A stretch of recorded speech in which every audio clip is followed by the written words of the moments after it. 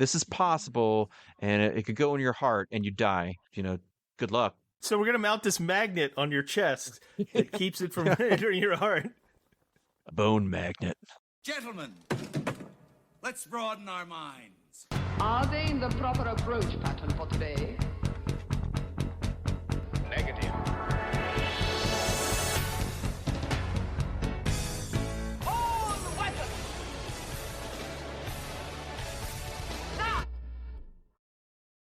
Charge the lightning field.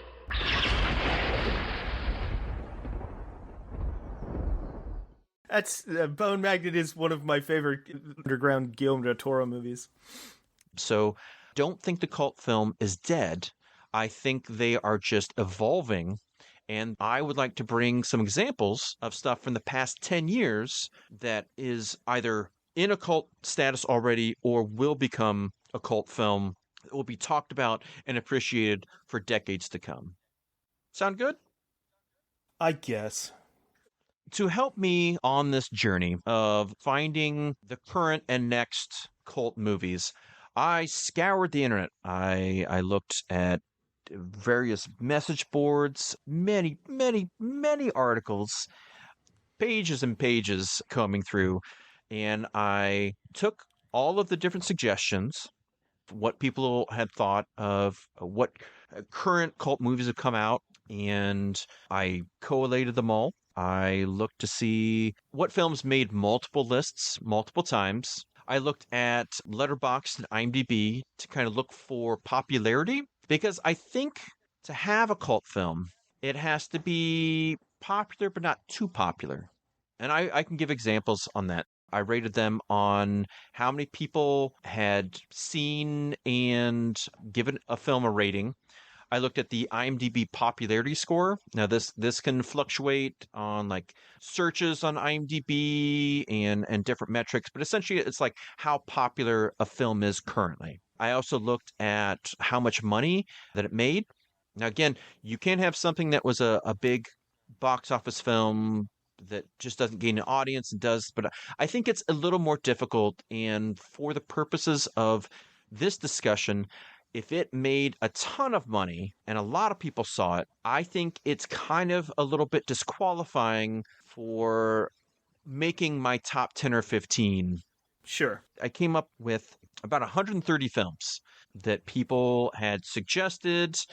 Oh, good. That had made multiple lists. I looked at a lot of films, a lot of possibilities. And I also looked at if it was nominated for an award. Something that's nominated for the best film, or best actor. It's getting a lot of praise and attention on its release. I'm going to kind of knock it down the rankings of possible cult status later on, unless it really has some other key metrics that I think make it worth it. And I also took into account what things were just for streaming, because let's be honest, if something goes straight to streaming, it's going to be harder for people to really find it in the same way. And it's a smaller audience to make that cult film. Doesn't mean it can't do it, but I think that is a reasonable thing to examine in the discussion of future cult classics. Now, so top 10 are ones we're going to talk about, along with a couple others. For example, things that people talked about were, say, like Birds of Prey. Now, popularity-wise, it's relatively on the low end. Right now it ranks 3,035th in the popularity of all films on IMDb. Yeah, it's not terrible, though. I mean, I didn't hate it. No, but it also had 279,000 people have seen it and rated it. And it made over $200 million. Did it really?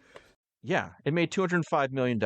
So it's not hitting any of those underseen bits. Now, it has some cultural cachet, but it's also just, I think, too much part of the big system, and especially like the superhero onslaught that we're currently experiencing. Especially the Snyderverse. That's its own sub category. Right. I don't think it's viable in this discussion. No, I don't think so. Yeah. People also mentioned Sinners as a What? coming cult classic. Again, this seems ridiculous to me. It's maybe one of the biggest, if not the biggest film from the past year. Right now, it's 40th in all films, popularity-wise. And it's Coogler, and it's It's made $368 million. It's Jesus. No, what are you talking about? You can't make $368 million with 314,000 people ranking it. Is it underseen compared to Jaws? Yeah. But for a film that came out last year? No. No, it's one of the No, most seen films in the world. that's absurd. It's crazy. And it's a great movie too. I mean, come on. With a decent budget. Yeah. I mean, another good movie that I didn't think fit. So, like, towards the bottom, Vast of Night. A really cool, really well done, low budget sci-fi film. Its popularity doesn't even rank. Oh, I've seen that. It's Not even there. Only 49,000 people have ranked it. It never got a wide theatrical release, so there are no numbers on how much money it made. But it was a straight to Prime. Is that the one that's set in the 50s? Yes. Yeah. I've seen that. Yeah, about the sound engineer and Yeah. Again, I think a great film. Yeah, I think it's a good movie. I think it's a really cool film, an underseen gem, I think is a perfect way to describe that. But I question how much it has to say in a transgressive sense. I don't think it is doing a ton there. I also don't think it has a cinephile, oh, that's a good movie. But are any of us like making fan pages? Are any of us like, let's all get together and watch Vast of Night? No. No. Again, it's a great movie. I would 100% recommend it. But Yeah, watch it. It's a good movie. It's nothing to shout to the heavens and really, redefine the way we see films in the future. Right. Now, again, I can't go through all of these. I just wanted to pick out a few examples of things that people had said that I said no to. There's a few things on this list that have no information. Those films are just too old. They were too old for this 10-year cutoff rule. I don't think necessarily all of those even fit, but those are things that Jurassic Park 3? Those are things that friends had suggested. So What the fuck? But I'd say, I think something like maybe like Speed Racer from the past. Like this is a good opportunity if you have something that you wanted to speak about that's older than 10 years. I think Speed Racer is a modern cult film. Even though it had a huge budget. So, again, made by the Wachowskis Wachowskis.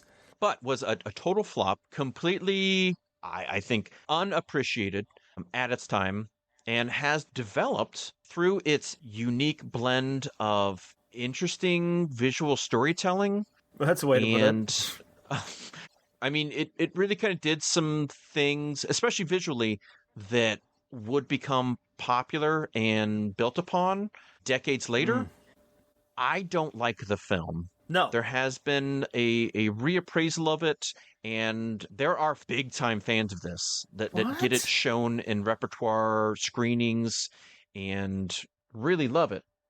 That's not me, but I can see things that they appreciate about it, even though I think it's way too messy, way too over the top with most everything it's doing, and I do not like the viewing experience. I can see why people are into it and how it definitely pushes the boundaries of what the proper quote unquote way to make a film, especially a big budget, all ages action car racing vehicle. As a person who has been literally diagnosed medically with quote extreme ADHD, that movie fucking gave me a migraine watching it. The zoom ins on every line and every time a character spoke, like I could not handle it. I couldn't handle it. It was too much. No, but some of that is that visual quirk that makes it stand out. There are very few films that in the totality are like Speed Racer, and I can get how some people identify with elements of that. Okay. And it's not me, but I don't love every cult film. I don't like Pink Flamingos. I don't care for it. I can see why. And there are other John Waters things I like, but I would say I like the idea of John Waters films more than I like John Waters films in and of themselves. Yeah, I like some of his later stuff better. Pink Flamingos is just kind of gross, and I think on purpose. It is, So. yeah. And I think in the same way that there was a shock value to what Divine and John Waters were doing with that film, there is a similar shock value with what the Wachowskis were doing with Speed Racer. They were pushing boundaries. I don't like those boundaries being pushed. And I think what other people did with those boundaries later on works much better. But I can appreciate what they were trying to do, even though it doesn't work for me. And I can recognize people becoming huge fans of it. I don't fully get it, but I understand where they're coming from. I think it's just a movie that's trying too hard. I don't think it's as groundbreaking as maybe people think it is. It's just it's trying too hard to do something new, because I don't think it works. And some people might find something in it, sure, but some people find things in other terrible movies.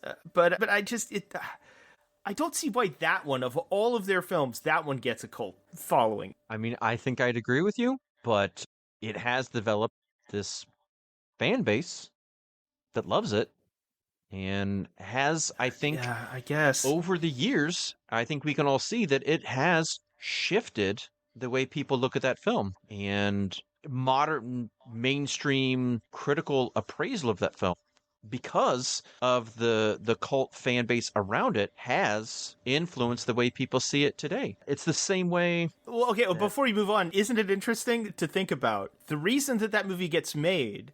Because the Wachowskis, they got a huge, blank check after The Matrix. Isn't it interesting to think about the idea that Speed Racer, the cartoon, got a huge cult fan following, which then eventually led to the making of that movie?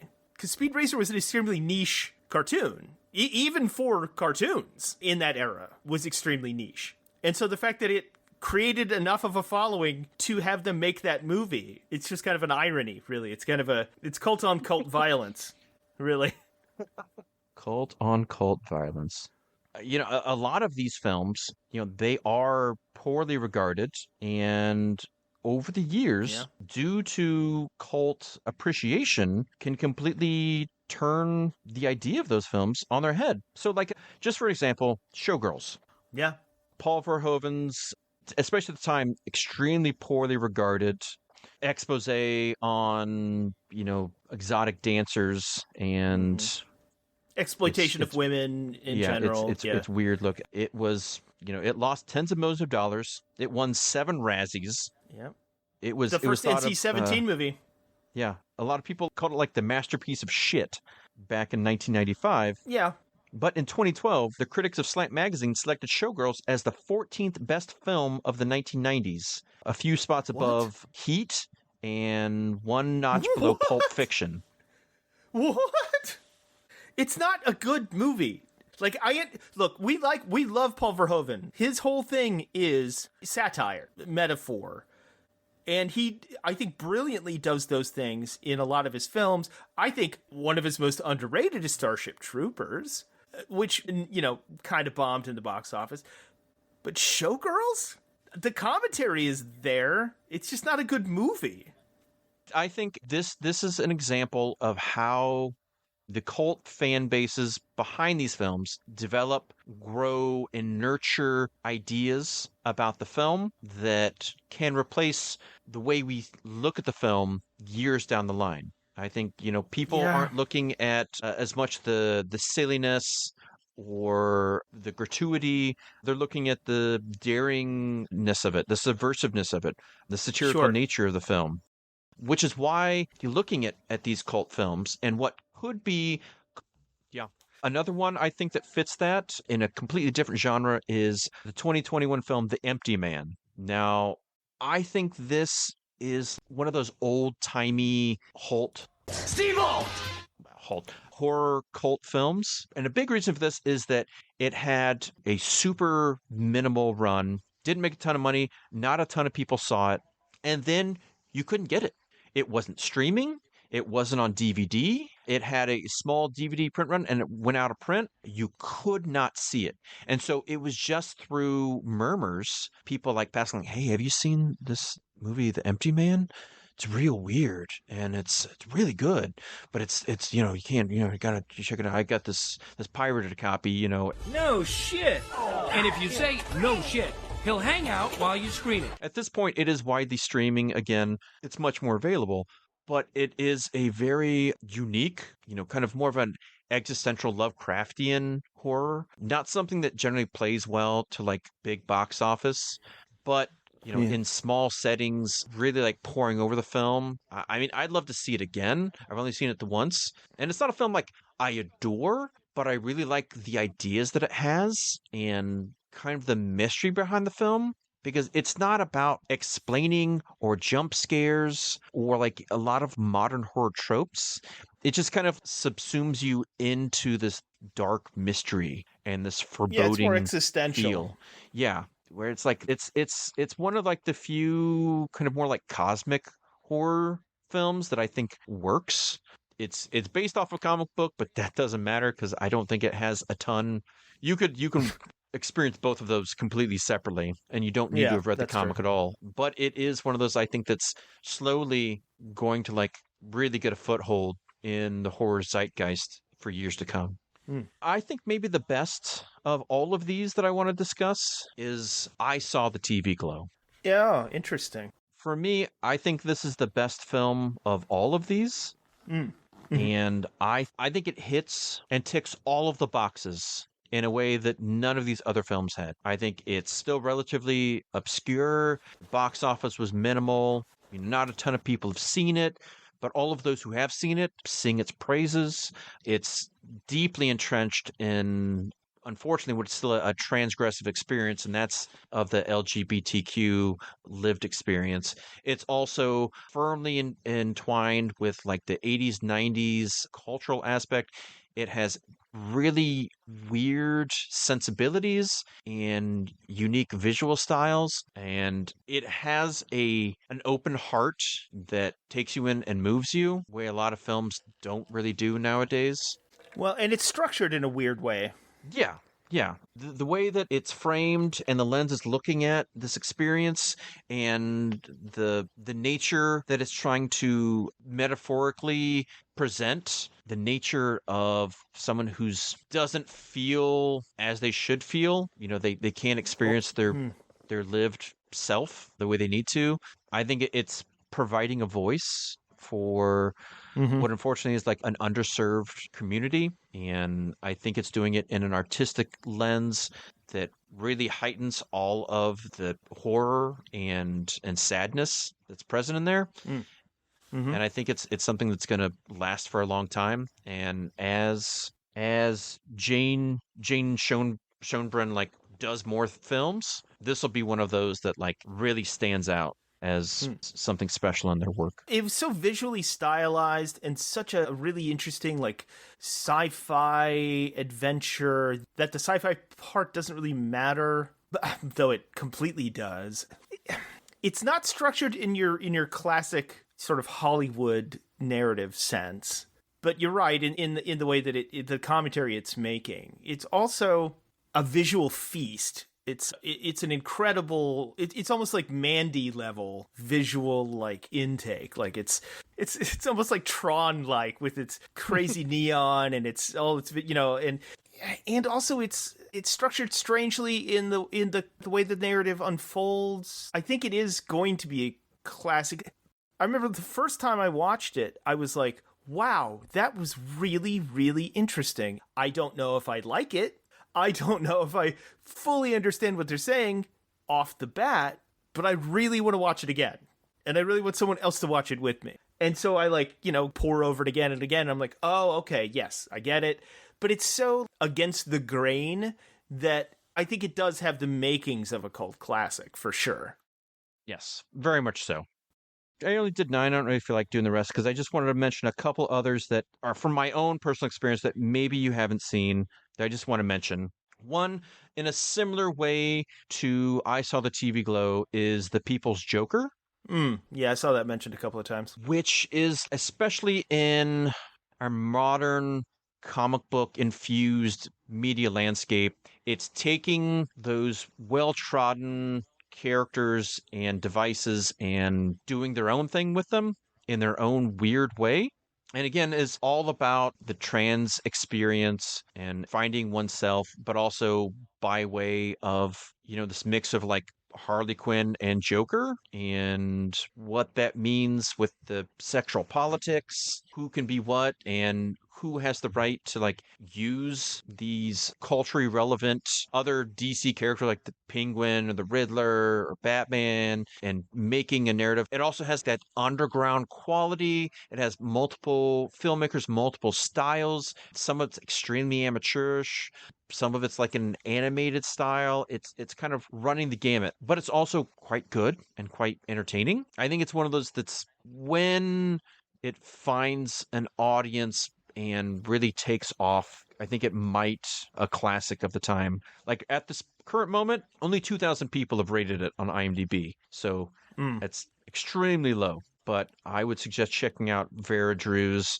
unique take on the DC universe and their experience in the transness of it all. And one last one that I'll tell you about, a very underseen, super bizarre film called Jesus Shows You the Way to the Highway. Do you know this film at all, Skip? I do not, actually. I would like you to do me a favor. I want you to pull up the trailer for me. If you just type in Jesus Shows You the Way to the Highway, click on videos, it's the first thing that pops up. Tell me, all right, now start it up and watch it. And if you have the sound on, that would be great for you to hear it as well. All right, that's a lot. Yeah, it's a lot. Yeah, it's like an Atari VHS Nigerian action Yotorasku romp. All right. like all the classics are. It had a fascinating Kickstarter journey, guerrilla filming in Ethiopia for a Bat Afro futurist vintage exploitation mindswipe. It's referential, it's reinterpretive, it's rebellious, and it's ridiculous. It's surreal. It has this like weird level of artifice to everything. But it's referencing all of these other things, but it has so much to say about like our modern culture, but reinterpreted through like an 80s action spy film, but with an actor, a black actor who has like some physical deformities, but it's also like about religion and Cold War politics, but all through like this surreal, trippy dreamscape.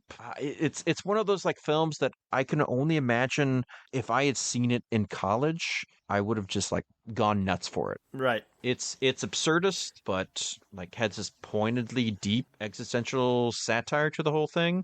It's shabby and amateurish, but big brained, and it has a lot to say in a very hodgepodge and multi-layered way.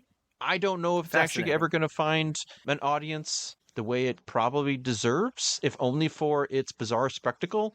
But I think it has a lot that speaks to the cult film nerd's brain, and I think would resonate if given the opportunity. So if you get a chance, check it out. You might like it. Maybe get high and watch Hundreds of Beavers and then this, or maybe pair this with Psycho Gorman or something. Interesting. Reminds me of Miami Connection and like how not in the fact Miami Connection is obviously way more one dimensional, but one of those things where Miami Connection would never have been seen were it not for, an employee of Alamo Drafthouse finding the reel of it on eBay and buying it, and then now everybody knows Miami Connection as one of the great cult classics of all time. Yeah. And I'm not the arbiter of everything cult or unique in the world. Obviously, like it had to pass through many filters down the line for it to roll into my path. I'm just a middle-aged guy in suburban middle America, so it's not exactly like I'm on the cultural forefront of what's happening in media. But there are some things I can see that aren't everywhere out there, and thankfully we have the internet, that's connecting us all over the world. So you can find something like this. Can I throw out a couple that I think are Please sort do. of under... Yeah. Because I have a list, but I'm not going to put out the whole thing because it's too much. But I think some honorable mentions are, and this is I picked 3 varied for different reasons why I think they are possible. Are any of these on this bigger list? No. Oh, okay. No, Interesting. I don't think so. All right. Otherwise, I probably wouldn't have brought it up. Let me double check. But I can't believe Barbarian was on there. Come on, everybody loves that movie. Well, I mean, yeah. I mean, I don't. No. Okay. There's a movie called Sissy that I quite enjoy, that I think is a really interesting commentary, not widely seen, probably streaming only. An actor in it that I think is very talented. I've seen in other stuff that is quite good. It's a fun horror movie that deals with influencer culture and new age conspirituality culture. It's not a perfect movie or anything. It's flawed in some pretty major ways, but I mean, I think it is good and a decent horror movie. Then, of course, you and I have talked about this before, the movie Revenge, which I think is fucking brilliant. Yes.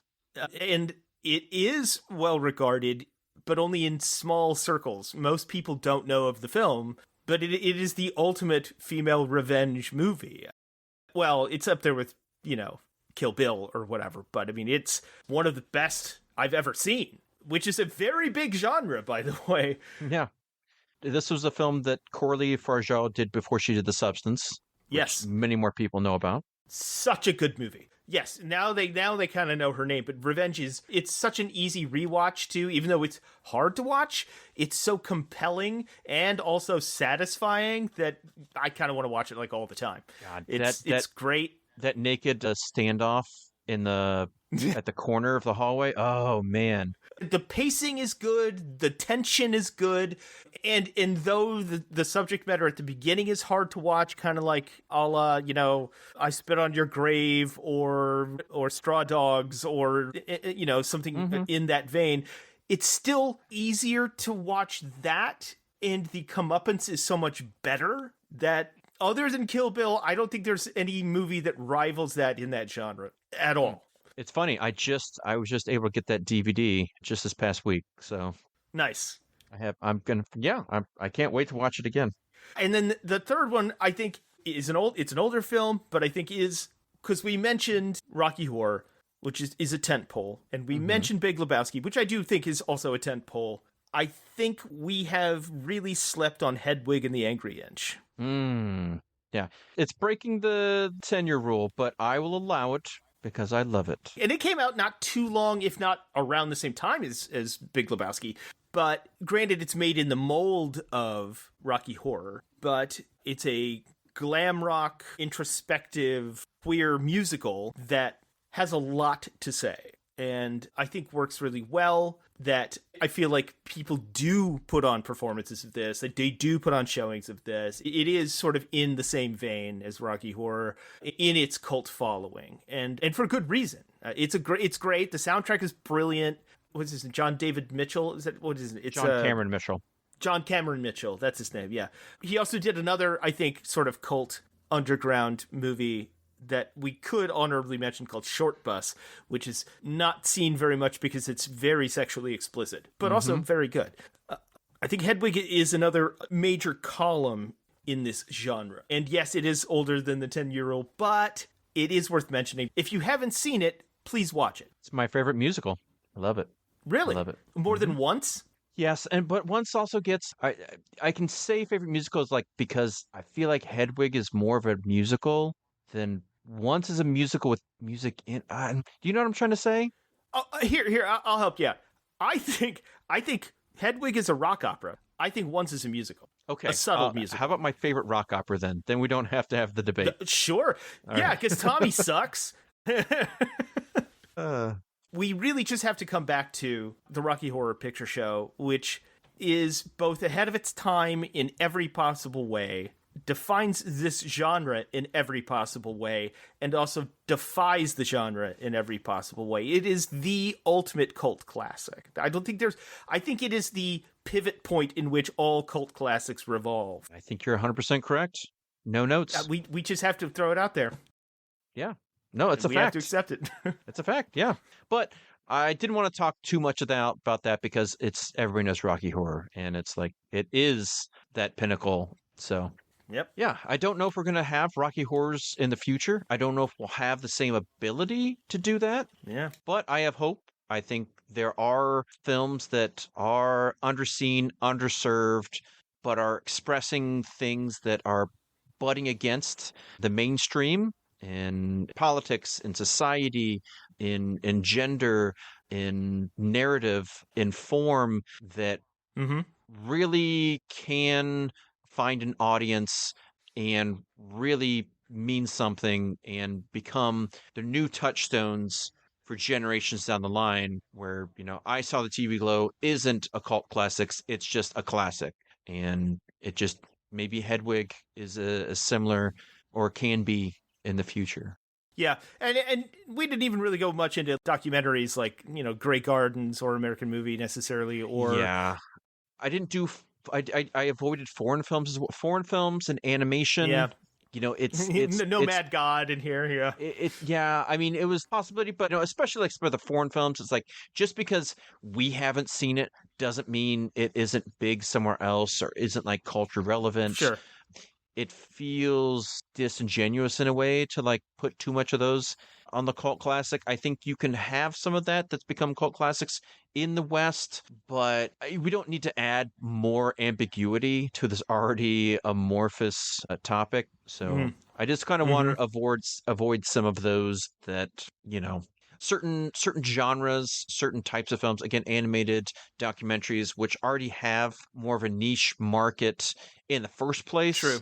To then double or triple down on cult status, it was just like, that's a bit much. I mean, we could be all day. So I kind of excised those. So if that's why you didn't see them on the list, that's why we didn't talk about them, trying to go in a different direction. And again, it all remains to be seen how things shake out. But we've given you some possibilities that both we and the internet mindscape as a whole see as good fodder for cult classics of the now and of the future.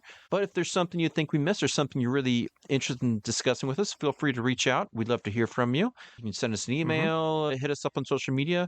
If you get the chance, please like, share, and subscribe this podcast. It's the best way for us to get heard and seen and start more of a dialogue about these cult films and what you like, what you don't like, what they mean to you. If you can, please give us not one, not two, not three, not four, but 5 angry inches on the podcast app of your choice, ideally Apple Podcasts. Again, best way for us to get heard and seen. And we'd like to thank you for taking this journey with us down the strange, winding road of what cult films are and what they can be and what they will be. Hope you've enjoyed, and we hope you stop back for next pod when we're be talking about something completely different. But until we become a cult classic ourselves, Skip, what should they do? Well, they should probably clean up after themselves to some sort of reasonable degree. They should probably make sure they have... Man, I was going to do a Rocky Horror, but then I forgot the lyrics of the song, so never mind that. Make sure they've tipped their bartenders, their KJs, their DJs, their podcasters. Make sure they've supported their local comic shops and retailers. And from Dispatch Ajax, we would like to say Godspeed, fair wizards. Classic. How do you do? I see you've met my... I can't even do it. Faithful I always forget the handyman? lyrics. Faithful handyman, yeah. That's, Here, I'm going to sing Rocky Horror with no effect. But maybe the rain isn't to blame. Please, go away.